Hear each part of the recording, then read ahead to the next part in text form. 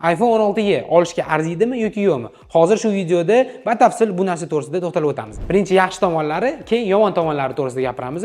Oxirida bitta xulosa beramiz. Yaxshi tomonlaridan batareykasi SE'ga qaraganda 2 baravarga yaxshiroq va iPhone 16 dan ham kerak bo'lsa 4 soatga ish vaqtini ko'proq ta'minlab beradi. Batareyka bo'yicha zo'r. Oxirgi payt mobil operatorlar yaxshi ishlamayaptimi yoki iPhone'ni modemi bilan yaxshi chiqishmayaptimi? Zboy vizavi, internetda yo'q qolishi yoki antennani umuman yo'q qolishi ko'p kuzatilyapti. Lekin iPhone 16 da esa yangi o'ziligini C1 chipini chiqarishgan. Bu chipni ishlatib ko'rish kerak. Ko'plar maqtayapti. Oddiy Qualcomm chipidan ancha yaxshiroq, energiya effektivniroq va antennani ham yaxshiroq ushyapti deyishyapti. Bu narsani tekshirib ko'rish kerak. Kamchiliklariga keladigan bo'lsak, qulay MagSafe yo'qligi. Men masalan simsiz zaryadkasini ishlatmasam ham holder sifatida ishlatardim. Mashinaga juda ham qulay narsa.